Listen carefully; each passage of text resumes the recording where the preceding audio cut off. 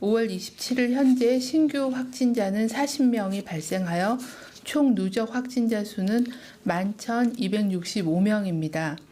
신규 격리 해제자는 20명으로 총 91.4%가 격리 해제되어 현재 701명이 격리 치료 중에 있습니다. 어제 새롭게 확인된 확진자 40명 중 해외 유입은 3명이었고 지역사회 감염 사례는 37명이었습니다. 해외 유입된 확진자 3명의 추정 유입 국가는 미주 지역이 2명, 필리핀이 1명이었습니다. 지역사회 발생 사례에 대해서 말씀드리겠습니다. 원어 성경 연구의 집단 발생 관련해서는 3명이 추가가 되어 현재까지 총 12명이 확진되었습니다. 추가 확진자는 경기도 의정부시 주사랑교회 확진자와 접촉한 서울 노원구 소재의 라파치유 기도원 2명, 경기도 부천시 소재 초등학교 교사 1명이었습니다. 경기 부천시 쿠팡 물류센터 집단 발생과 관련해서는 전일 대비해서 27명이 추가로 확진되어 현재까지 총 누적으로는 36명의 확진자가 확인되었으며 해당 물류센터 근무자 대상으로는 진단검사가 현재 실시 중에 있습니다. 확진자 36명의 내용은 물류센터 직원이 32명, 접촉자는 동거가족 4명이 확인이 되었으며 시도로는 인천이 22명, 경기도가 10명, 서울 지역이 4명입니다.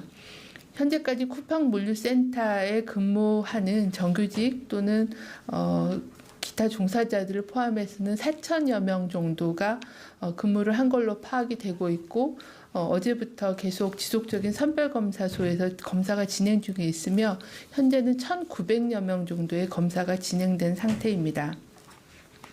중앙방역대책본부는 5월 12일부터 경기 부천시 쿠팡 물류센터에서 근무한 근로자는 진단검사를 받은 후 자가격리, 그리고 가족 중에 학생 또는 학교 종사자가 있는 경우에는 등교중지, 가족 중에 의료기관, 사회복지시설 종사자가 있는 경우는 근무 제한을 해주실 것을 요청하였습니다. 대구 지역 사례 2명은 노인 일자리 사업에 참여한 참여자 대상 전수조사에서 양성 판정을 받은 1명이 추가로 확인되었으며 수성구 소재 오송고등학교 3학년 학생 1명입니다. 현재 감염 경로에 대한 파악과 접촉자 조사가 진행 중에 있습니다. 클럽 관련돼서는 5월 27일 12시 기준으로 총 누적 환자 수는 전일 대비 4명이 증가하여 총 259명입니다. 클럽을 방문한 확진자가 96명이고 가족, 지인, 동료 등의 접촉자가 163명이었습니다. 중앙방역대책본부는 지역사회 추가 전파를 신속히 차단할 수 있도록 코로나19 확진자가 방문한 다중이용시설 이용자 및 행사에 참여한 참여자들에 대한 일제검사를 실시하고 있습니다. 해당 일시에 관련 장소를 방문했던 사람들은 증상 유무에 관계없이 선별진료소를 방문하여 진단검사를 받아주실 것을 당부드립니다. 금일 추가로 신규로 확진된 리스트가 있습니다. 주로 최근에 확진자가 다녀간 그런 장소로 보도자료를 참고해 주시길 바랍니다. 특히 경기도 부천시의 쿠팡 물류센터가 포함되어 있습니다. 어제 브리핑 때 말씀드렸던 코로나19 연관 소아청소년 다기관 염증 증후군과 관련해서 지난 5월 25일 의심 신고가 들어온 2건에 대한 역학조사를 실시하였습니다. 의심 사례는 11세 남자 어린이와 4세 여자 어린이였습니다. 두 소아 모두 다기관 염증 증후군의 임상 양상을 보였으나 병원에서 자체 시행한 코로나19 PCR 검사에서는 음성으로 확인되었습니다. 11살 남아의 경우에는 올해 1월부터 3월 중에 필리핀을 방문한 사실이 확인되었습니다. 코로나19에 대한 감염 여부를 확인하기 위해서 코로나19 항체 검사가 진행 중입니다. 항체 검사가 완료된 후에 전문가들의 사례 검토를 통해 다기관 염증 증후군에 해당하는지의 여부에 대해서 판정할 예정입니다. 다음 주 초로 예상하고 있습니다. 두 소아는 현재 임상 증상은 모두 회복된 상태로 11세 남자 아이는 이미 퇴원하였고 4세 여아도 퇴원을 예정하고 있다라고 합니다. 중앙방역대책본부는 오늘 고2, 중3, 초등학교 1, 2학년, 유치원생 대상으로 등교 수업이 확대됨에 따라 학교에서의 코로나19 감염 예방을 위하여 예방수칙 준수를 당부드립니다. 특히 교실 창문 열어서 환기하기, 학생 간의 일정한 거리 유지하기, 마스크 상시 착용하기, 손 씻기와 손 세정제 사용하기, 의심 증상이 있으면 즉시 보건교사와 교사에게 알려 마스크 착용 후에 선별 검사를 받기, 그리고 방과 후에 노래방, PC방 등 다중이용 시설을 방문하지 않도록 당부를 드립니다. 중앙방역대책본부는 최근 들어 클럽, 주점, 음식점, 노래방, PC방, 학원, 사업장 등에서의 접촉으로 인한 지역사회 감염 사례가 증가하고 있어 밀폐되고 밀집한 다중이용 시설의 이용과 모임 자제를 당부드립니다.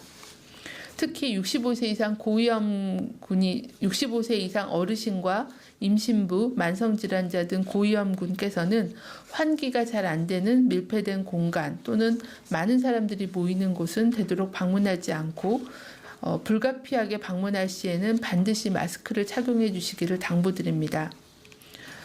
특히 사업장에서도 실내 휴게실, 탈의실 등 공동 공간 이용 시에 반드시 마스크를 착용해 주시고 여러 명이 동시에 이용하지 않도록 분산시켜 주시길 바랍니다. 마스크 착용이 어려운 흡연실의 경우에는 가급적 사용을 금지하고 야외 공간을 활용해 주시길 바랍니다. 출퇴근 버스에서는 손소독제를 비치하고 손잡이 등 손이 닿는 부위는 자주 소독해 주시길 바랍니다. 식사 등으로 마스크 착용이 어려운 구내식당인 경우에도 시차를 분산 운영해 주시고 좌석 간에 가림막을 설치하거나 가급적이면 일렬 또는 지그재그로 앉아서 분산시켜 주시기를 당부드립니다. 밀폐된 공간에서 불특정 다수와 밀접 접촉한 경우에는 발열, 호흡기 증상이 있을 시에는 보건소 또는 1339를 통해서 선별진료소에 진단검사를 받아주시기를 당부드립니다. 특히 가족이나 동료 또는 같이 모임을 했던 사람들 중에 유사한 증상을 2명 이상 보이는 경우에는 선별진료소에서 검사를 받아주실 것을 당부드립니다. 오늘부터 초중고 학생들의 등교 수업이 확대되었습니다. 지역사회 감염이 학교 안으로 유입되지 않도록 학교 밖에서의 지역사회 감염 관리가 매우 중요한 시기입니다.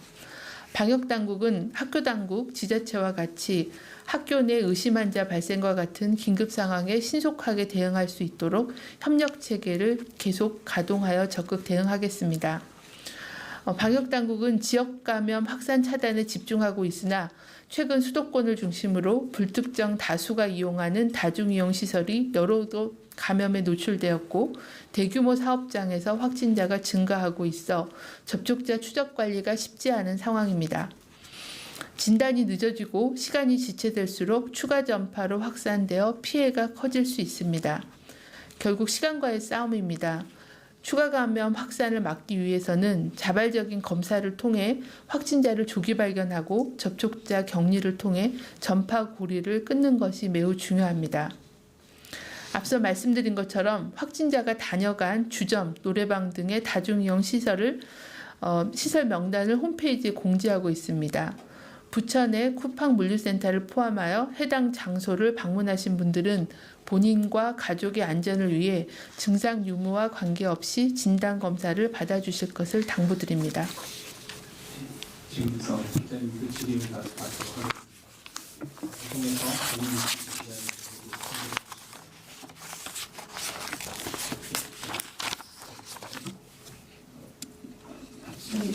감사합니다.